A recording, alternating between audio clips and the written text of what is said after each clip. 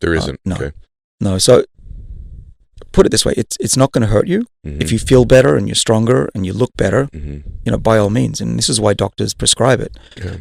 Otherwise, there'd be a warning. But is it going to make you live longer? Doesn't look like it, unfortunately. Okay. One of the challenges I think with it is that, for most people, if some is good, a whole bunch is better. And what I find with people that start to take hormones is you need to be, I think it can become a form of an addiction. And that you're like, well, I'm at 800, I look like this. Let me get this thing to 1500 and see what I really look like. And then there are some unhealthy things, your hemoglobin levels, things like that you've mentioned already. There are things that can get out of whack that if you're not, you're really careful with it. So that's some of the stuff. I just wanted to ask you that because it's been very common for women to become on, some form of hormone replacement too. And I'm just, in my own case, I'm at my last labs, I was only at 400 with supplementation. And one of the negatives, I think, certainly for me, is that my own body has probably made a decision that it doesn't need to work at it anymore or produce it because I've got this exogenous stuff I keep shoving in my body. So I do know that once I've made that commitment, I'm sort of committed for life. So there are some, I'm not proponent or of it necessarily. I certainly wouldn't recommend starting it until you need to. Yeah. Until those levels are lower. And here I am telling you what I propose, which is a really fascinating part of the interview. So we've got that. How about any of the peptides? So I'm curious about growth hormone. Yay or nay? Nay. Nay. Why?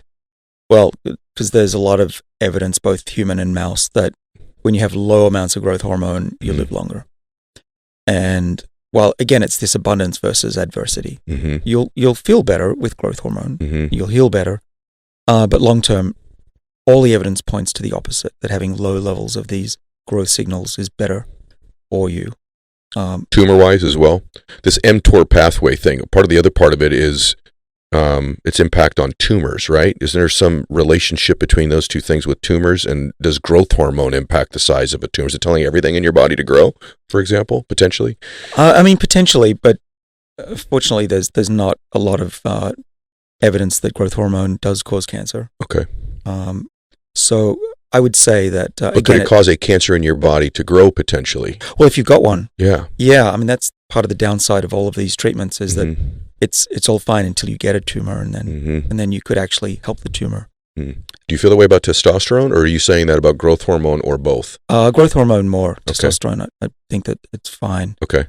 I know this is stuff you don't normally get asked. That's why I wanted to go there.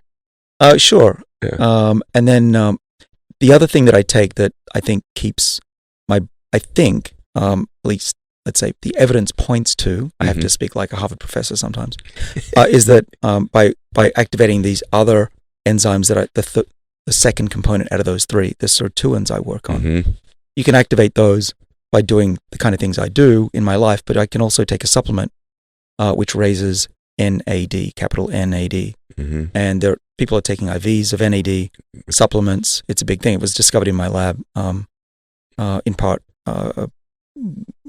about 2002 when I was a kid. But it's now a big thing. And the reason that NAD is popular is that it activates these sirtuins. And we have 7 of those in the body. We talked about this last time. The 7 sirtuins are the protectors of the body. There are 3 of them that protect the DNA, and the clock slows down, we think. And then some of them are in mitochondria. There's 3 there. And then there's one that floats around in between in the water that's in between all of that, and that's number 2. Now, SIRT2 controls hormone production, and if you give it to cells, they'll make more androgens. And one possibility is the reason my testosterone is doing pretty well is I've got super high NAD levels because I've been supplementing for about 7 years now with NMN, which is a precursor to NAD. Stay there. Okay, I want to go there. So that was the next thing on my list was NAD. So of the people that I know that look freakishly and unusually young for their age that I have met in, say, the last 36 months, I cannot get over how many of them have told me that I'm on NAD and I'm on metformin. And I'm talking about everywhere from a gym to a golf course to a business meeting. And I'm talking about visually, shockingly looking young people. Mainly people in their 50s that look like they could be in their 30s or early 40s to me. So when you say NAD, do you believe in the IV therapy? Do you believe in the stuff you can inject with subcutaneously? Or are you speaking specifically about this precursor that you were referencing? Well, what I believe doesn't so much matter, but the scientific evidence points to taking a supplement every day, a gram of NMN, which is this precursor, stands for nicotinamide mononucleotide for the aficionados. Just swallowing one of those, or 1,000 milligrams, is enough to double your NAD levels in the bloodstream, and triple it if you take 2 grams. Now, I'm 52, so if I'm an average human, I would have half the levels of this NAD molecule than a 20-year-old. So doubling it is the goal for me. So I've been taking a gram of NMN, swallowing it every day for, the last, whatever it is, dozen years, 7 years at least. Then the question is, what about the NAD IVs? There's very little data on that. Yeah. I would say that I have tried it. I've found that it felt fine, especially afterwards. During it, have you tried it? I have. Got a little cramping in the tummy area. It does. Yes. I found that on the IV, and also I've taken it sub-Q, and I get a real burning, uncomfortable sensation in my stomach. It's ironic that you say that. Yeah. It's exactly my experience. Yeah. So there's some evidence that it's good for treating addiction, but really no solid scientific evidence that it helps in other ways yet. Okay. But that doesn't mean it doesn't help. It just means that it hasn't been studied enough. Doctors haven't done enough placebo controls, and it's hard to give people a placebo, especially if they're paying for it. Yeah. Right? So I would say the jury's still out, but the science, I think, is there that it should activate the sirtuins, kick them into action, and at least for those few hours that you're getting it, and it'll go up probably double, triple the levels in your bloodstream. It'll help, but I don't know long term. I'm so fascinated by this stuff, as everybody can tell. So you're getting stuff here you don't get most other places, you guys. So these are just things to think about. These aren't necessarily recommendations, things to think about. Then there's metformin. And so just, I must say this to you. You and I met. This is a passion of mine. I've also had a not great genetic candidate. By the way, guys, there's all kinds of stuff we could talk about on genetics today that you can get studied right now to see if you're predisposed to heart disease or different cancers. You can even find out if it came from your mother or your father's side. There's all kinds of things you could figure out right now. My genetic hand is crap. It's just mom and dad's side, both not good, and both cancers and heart disease. So when I met David originally, this conversation really mattered to me. And so I did start on metformin. This is just me personally. I'm telling everybody my own medical stuff. I did start on the precursor for NAD, and I've tried the IV stuff, and I've tried the sub-Q stuff myself.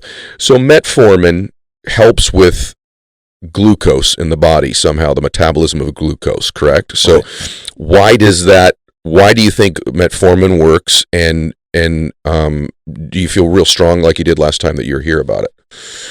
Yeah, I feel even stronger. There's a lot of data from looking at tens of thousands of people that went on metformin, and people who go on metformin who have type 2 diabetes, who normally would live a short lifespan because they have more cardiovascular disease, they're aging faster, they're actually protected from these diseases relatively, and those type 2 diabetics on metformin live longer than people that don't have type 2 diabetes. That's a remarkable observation, and because once you start to study tens of thousands of people, it starts to look real. And especially for those people that are predisposed like you are to cardiovascular disease and other issues like cancer, there it's very clear that metformin on average protects you against those diseases, because it's not just working on keeping your glucose levels down. Remember, it's turning on the mitohormesis and protecting the body through these defense mechanisms. Now, people might be thinking, well, okay, you've got these protective mechanisms, but what are they actually doing to make you healthier? Well, I've mentioned only one of the things they do, which is turning over those old proteins that are either oxidized or have glucose stuck to them. But they do other things. They do protect telomeres when you turn them on, but they do another thing that's really interesting, and that is that they can rejuvenate stem cells. And so you get stem cells protected, and then they can divide, and then they can repopulate the body. Another thing that they do really well, particularly the sirtuins, is that they help repair broken DNA. Anyone who's been in the sun, I was Australian, I've been damaged badly by the sun. That ages you. It actually is, we know that damage to DNA accelerates aging. In my lab, we can cause a mouse to be 50% older by doing this process. The sirtuins will slow that down. We had a paper in Science in 2018 that showed that by raising NAD levels, by giving mice NMN, the same molecule that I take, their DNA repair systems were much more efficient. And if you damage them with radiation, which we were trying to simulate space radiation, but it's also similar to cosmic rays that you get if you fly a lot, which I know you do, NMN was protecting those mice from the damage. And you can see the damage. You look in their livers, there was damage in a normal mouse, and give them NMN, and it wasn't there for the most part. So that's another way it can protect against aging. So good. So good. We're going to keep going because I love this. Any disclaimers on any of this that we've said so far that you would say to somebody who says, I got to get on this metformin or NAD? Is there any disclaimer, any downside, anything you would advise them to do, just so that I make sure everyone's heard the totality of your thoughts about it? Yeah. Well, one disclaimer is I'm actually not a trained physician. I train physician, but I'm not a trained physician. I'm a PhD who studies molecules. And so there's that. So anytime you want to change something in your body, even if it's diet, but if it's a supplement, and of course a drug, you need your doctor, you want to consult them. So your doctor needs to know everything that's going on in your body, because supplements are sometimes just as powerful as drugs. Okay. And if you cannot get, for example, this is a good point I think to bring up, is if you cannot convince your doctor to get metformin, there is an alternative. You know what I'm going to say. It's a plant molecule called berberine from the berber plant. And if you, in clinical trials, if you take it at 2 grams a day, it does lower blood glucose, similar to metformin, and that you can buy on any pharmacy or online. Yep. That's where I began. After we did our interview, I went to my doctor and I said, we're getting on metformin. And she said, no, we're not right now, not yet. And so that's where I began. And then after a period of time, she did a little bit more research and agreed. Have you done any reading on MOTS-C at all?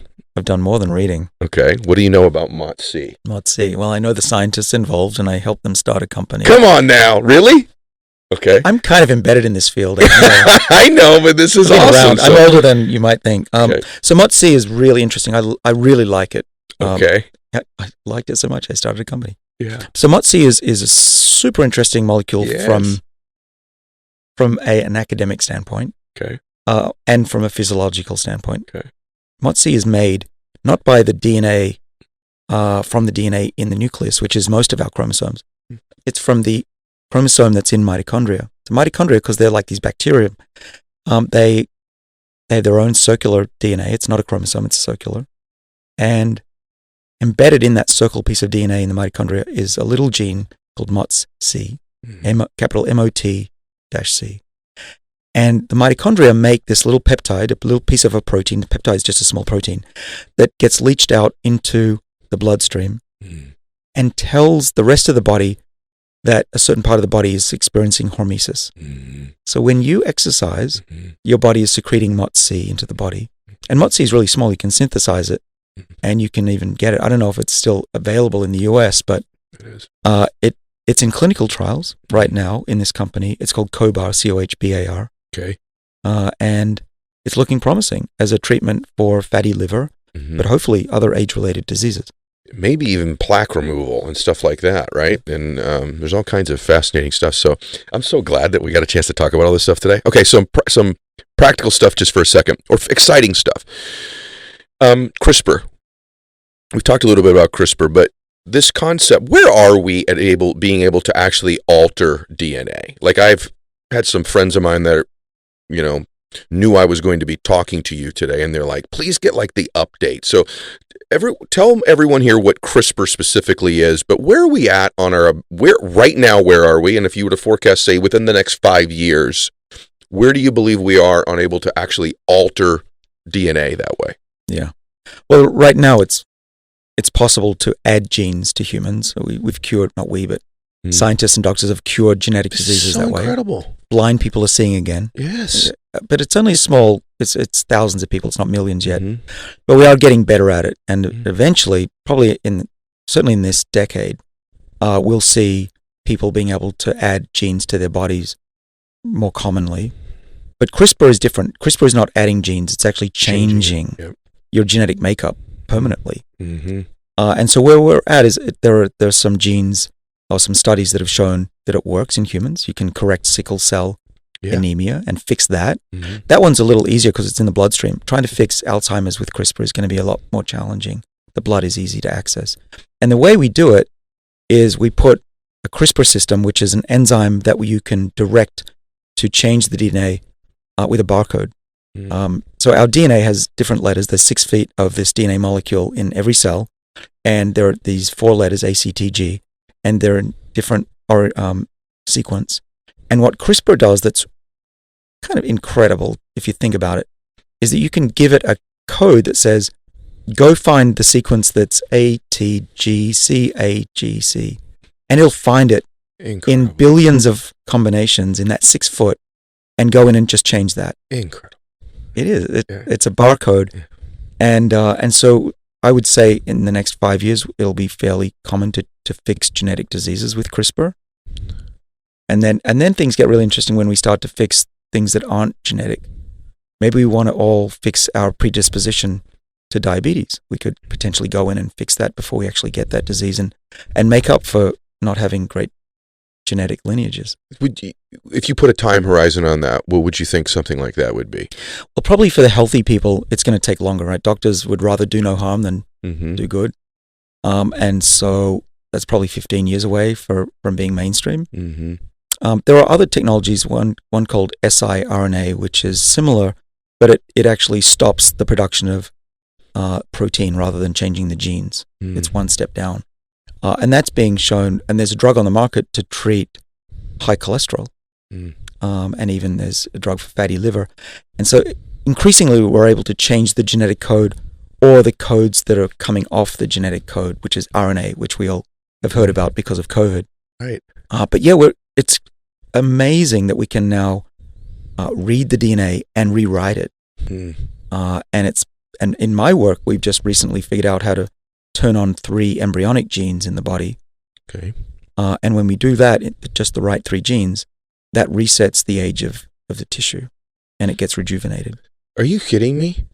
This is work you're doing right now. So in addition to, I'm just processing all this. Like, I think when we first talked about this, I'm like, yeah, they'll be in there, like the adding genes thing, they'll do a little of that, but like to actually alter the genetic sequence of somebody, that won't be in my lifetime. And you're saying that you believe that in some form of that will be in the next 5-ish years we'll be doing that? Well, there are patients already that have had it done, but for it to be mainstream. Yeah. 5 to 15, depending on the disease. I mean, the more severe, the faster the FDA acts. What are you most excited about right now? Like in your work, what are you this is the stuff I'm the most excited about right now. That's easy. Your face just changed too, by the way, when I asked you. It's easy. Yeah. So we published a year ago on the cover of Nature magazine, which is the highlight of any scientist's career, that we could reset the age of a complex tissue. We chose the mouse's eye. We let mice get old and blind, and we reprogrammed their eye using these 3 genes. They're called O, S, and K for short. Yeah. And we turned the age back 80%, and they were able to see again. And so what we're talking about is having found that there's a reset switch in the body to be young again. And the information in the body to be young is still there. So theoretically, you could take someone who's 100 years old and reset their body to be young again. Now, the exciting thing is we've been doing clinical trials or preclinical trials, and there's no apparent downside to this yet. Oh, my God. Isn't that great? No, that's incredible. Yeah. And so I went home that day and I said, hey, we've cured blindness. And my family went, yeah, can you just unpack the dishwasher? That was a sad day. That's when I knew I could never impress my family. But we have been working ever since. So we first made this discovery about 3 years ago. It ended up being in my book, a little bit of it. And it was a thrill to make this discovery. But since then, we've been doing the hard work, which is to figure out, is it safe enough to put into humans? And we're now testing it in non-human primates just to see if it's safe. My gosh. And if all goes well, in the next 2 years, we'll hopefully cure blindness in people. That is absolutely freaking incredible. That is absolutely bananas. But it gets better. Okay. The eye was just something we chose. I didn't think it would work any better in the eye. In fact, I thought it'd probably work worse. But we found that there's a universal reset switch. So you can reset different parts of the body. You can reset the skin. We've shown you can reset muscle. You can reset, what have we done? The skin was easy. So using the same genes. So we're just basically turning on an embryonic program in older people or middle-aged in their cells and in mice, and they get young again. What does this mean? This means one day it's going to be possible to reset the age of the body. We've done that. We've done that in mice. Now the question is, how soon can we get it into ourselves? That's bananas. Here's the guy that grew up with skeptics all over his house. Let's assume that that's true. Did everyone just hear what he just said, by the way? That we may be able to reset the age of a human? We've already been able to do this now in other organisms? That's a minute to just process that, right? And as I process it, I go, wow, that's exciting. I hope I can live long enough so that I can reset my clock. That's the key, right? The stuff we've talked about today. Yeah. The eating, the exercise. What's the other thing? Hot, cold. These are designed, and the supplements, to keep us all alive until this technology becomes available. Because it's not just one thing to slow down aging, which we can do pretty easily just by doing these lifestyle changes, but to reset the age. There's a study from UCLA that shows. Jeez Louise, that's crazy. It gets crazier. There's a study by Steve Horvath and Greg Fahey. It was published during the first few months of the pandemic. They treated people for a year with a combination of metformin, a bit of growth hormone, and DHEA to offset some of the problems with growth hormone that can cause type 2 diabetes. And they found that when they measured the clock of the body, it went back by about 2 years. And at the time, I thought, yeah, okay, 2 years, that's not a lot. But then I started thinking, if you could do that every year. Right. That'd be pretty interesting. You're literally aging in reverse. Right. And I don't know about immortality. I'd just be happy with an extra 10 years of healthy life, or even 2 years. But we're at a point now where we're able to control aging pretty easily. In my lab, we can drive aging forwards and backwards in mice at will. Aging is malleable now that we have an understanding of how it's controlled and what causes it. And we even have mini brains in the lab. We can take human cells. So Ed, I can take your skin cells. I can make them into stem cells that are pluripotent, meaning I can make anything from you. If I wanted to, and this is not kidding, I could make a sperm out of your skin cells and an egg and fertilize that. So you can clone me. I could clone you. I won't do that because it's illegal, but biologically we could do that. My gosh. I'm going to get all sorts of phone calls. You are. There we go. I'm going to get the emails too. Hey, can you clone me? Yeah. No, but what's important is I can make mini organs from you and test drugs. And what we're doing in the lab is we have. Wow. Yeah. Personalized medicine. Yeah. Wow. So when you come to my lab, and you have to promise you're going to come, I'll show you, we grow these mini brains in the lab. And we've got them from people that are predisposed to Alzheimer's or not. And we have a way to age those brains so that they're now 80 years old, even though they're only a few months old. And they lose their ability to fire electrically. They become demented in the dish, little mini brains. On Instagram, I've shown some photos of these. They're pretty cute. And so we give them Alzheimer's and dementia in the dish. And then what we do is we have the system to turn on those 3 embryonic genes, OS and K, and those brains go back in age. But here's the cool thing. Alzheimer's goes away. They get the electrical activity comes back. Now we do this in a mouse. We make the mouse older, just let them age out, or we accelerate it. And we've been now reversing the age of those brains in the mice. And you can guess what happens. They get their memory ability to learn back. Unbelievable. Do you hear what you're saying? It's unbelievable. Well, this is my day job, so it doesn't seem that exciting, but it is when I talk about it. It's the most exciting stuff. Listen, we're in this time where there's all this doom and gloom about, our wellness and health and the pandemic and all these other things. And it's stuff to be very cognizant of and pay very close attention to. But right at the same time, I feel like Sergey Young and I were talking about this too, who I know you know Sergey and like Sergey as well. It's almost like, man, if you can find a way right now to stay on this planet healthy for the next 10 or 20 years, if you can manage to do that, that there might be an extension of your life at a magnitude of another 20 or 30 potentially healthy years possibly. And you said 10 earlier. That you can just find a way to extend your life. And the finding the way is what we're describing. The hot and cold, the not eating so daggum much, right? The really getting sure about your glucose and how you process it in your body and taking a look at this metformin and NAD and these other things. And if you can really start to get that stuff together and exercise and eat healthy and put the right food, there may be a completely different world we're living in a matter of a decade. Yeah, exactly right. And already, because technology is changing so fast already, and it's only going to go exponential. Every year that you stay alive, you get another 3 months of life. Right now. Stay alive. Because eventually it's going to be for every year you stay alive, you get another year.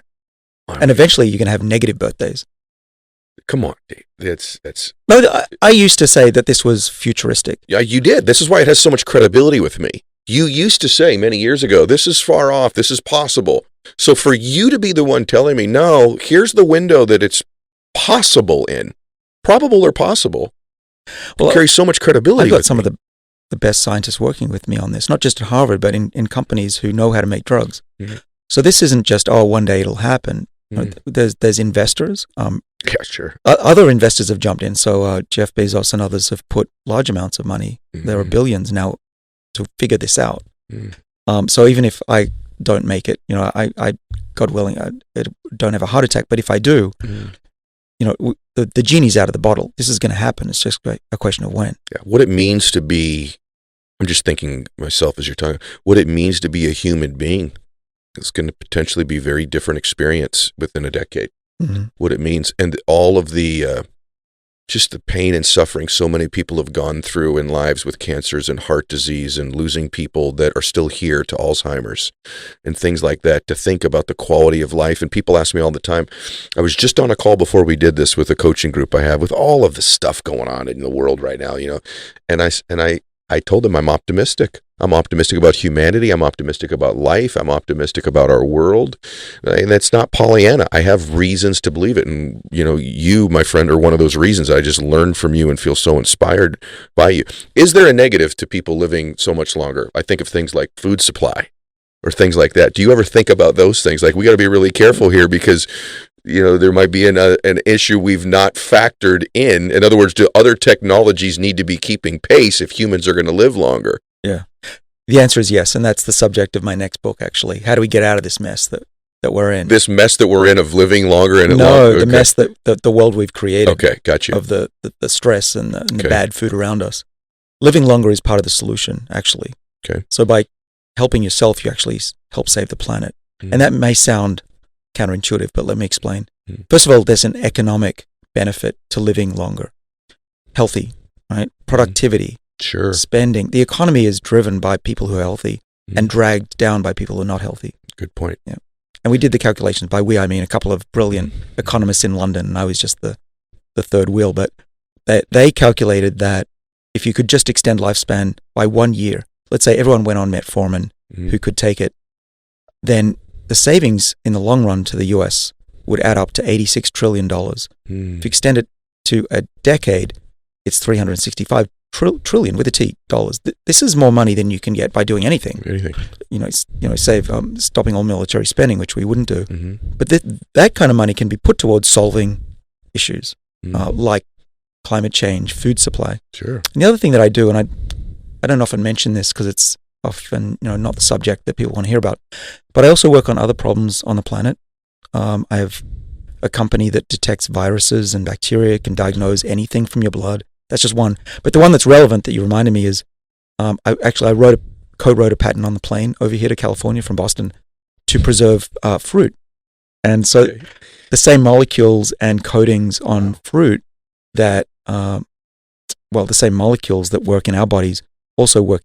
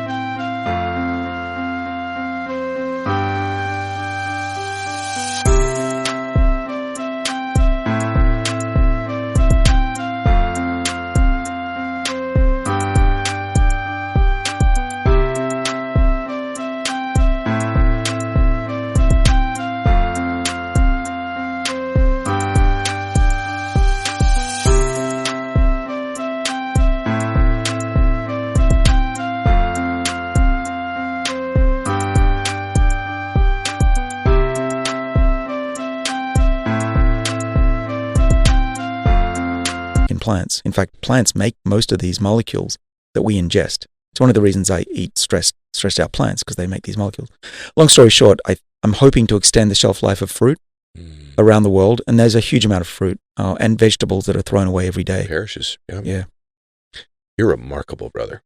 Is there something that keeps you up at night that you worry about? I don't get kept up at night worrying. I get kept up at night working and talking to people. I do worry a bit that I'm not going to achieve my life's goal, which is to have a medicine that helps millions of people. that would satisfy me. I don't care about prizes and all that stuff. That's doesn't, I've won a few and it doesn't do anything.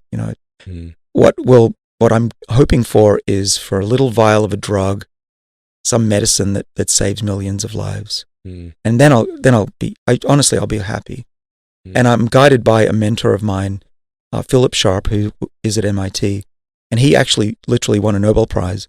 Does he have his Nobel Prize on the wall? No. Wow. He has a little vial of the drug that he made. And that's what he tells me is important to him. That's so good, David. Okay, a couple more things. Is there any other additional... I'm just processing what we've talked about today. I feel so good that you are here. I want to just say this to you. I always learn when you're around me, and I feel more optimistic with evidence, based in fact of why I feel more optimistic. And I'm grateful that I get to share the conversation today with millions of people that listen to the show. Like, there are some shows when I do them and I'm in the midst of doing them, and I'm like, I'm so grateful for this experience. And that's now twice with you. And I just want to acknowledge that with you. Is there any other gift you'd want to give the audience of, hey, here's another supplement or tip or something that could extend the quality or length of one's life? Is there something we haven't covered that you would just...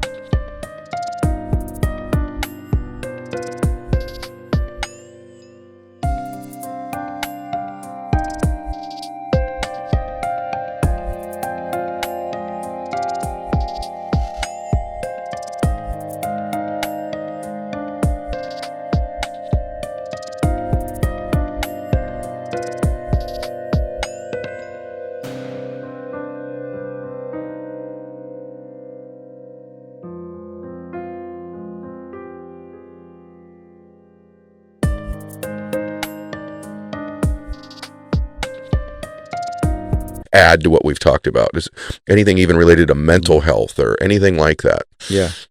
Well, there are a couple of things. Mental health is very important to me as well. I've learned to reduce stress. Don't worry about the little things. Think about, will this matter in 5-10 years? I know you're very, very good at this. I listen to you as well. I'm grateful to you as well. Thank you. And the ability to cope with pressure. Yeah. I was a very nervous kid. And in my 20s and in my 30s, getting a job at Harvard was pretty scary. In my 40s and now in my 50s, I'm a relatively calm guy. And you have to work at it. It doesn't come naturally. Some breathing.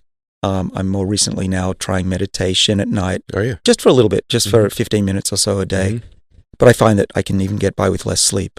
I have a helmet and a headset that helps me. I'm not very good at meditation because my mind is everywhere. I imagine. But it's called BrainTap, and I have no connection to them, but I like it. BrainTap has headphones. You listen to calming music, and it's shining light in your eyes at frequencies that get you to calm down. So mental health, very important, because if you're always overly stressed, a little bit of agitation's good, right? Gets us going. But if you have cortisol coursing through your veins, it will accelerate aging. Okay. The other thing is I'm working on democratizing